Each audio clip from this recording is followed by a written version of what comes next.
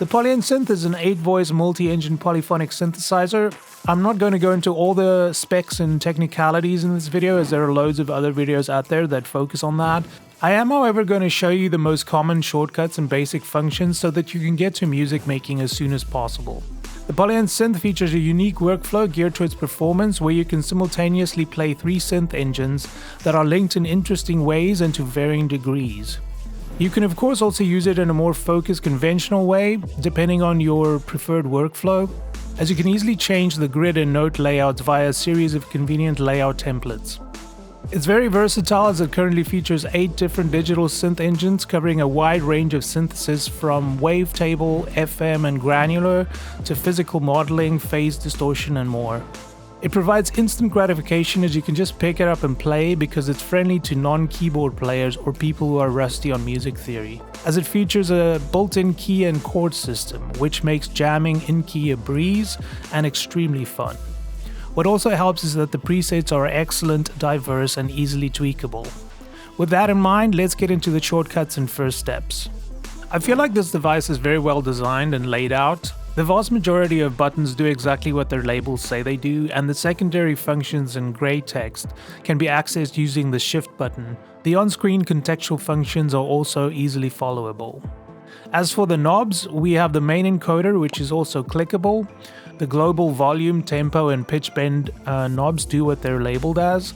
Knobs C1 to C3 default to timbre, movement and experiment per synth, but you can customize these if you wish. The 9 encoders to the right of the line will correspond with the menu screen's contextual settings. Dots in the upper right corner of the screen show the number of pages. Tap the parameter button again to advance pages or turn the encoder.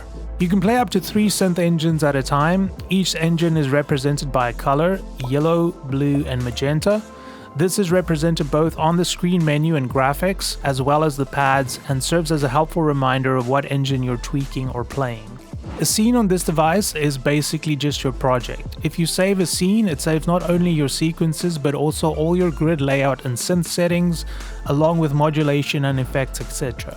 The device includes numerous scene presets for you to play around with. When you switch on the device for the first time, it'll have a default scene loaded. To load a different scene, press the scene button and use the encoder to scroll through the scene presets. Click the encoder to load the desired scene or project. On top of scene presets, each synth engine and effect module has their own presets too. To load a synth or engine preset, select the desired synth engine with one of the 3 buttons under the screen.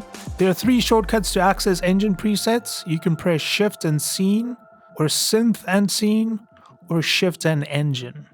This synth currently has 3 effect modules: a reverb, a delay, and a modulator.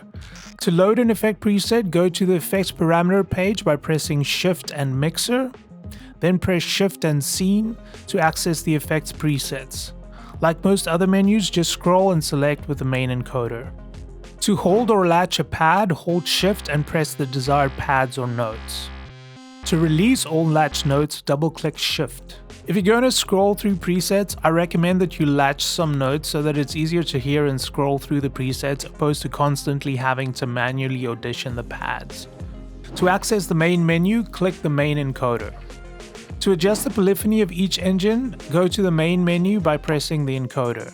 Then go to Synths and then Voices and adjust from there. You can have 8 voices in total across the 3 synth engines. To change the grid parameters or pad layouts, go to the main menu and then click Grid. To adjust the global layout, scale and root note, use knobs C1 to C3. To change the engine-specific parameters, use the respective 9 encoders with the contextual menu.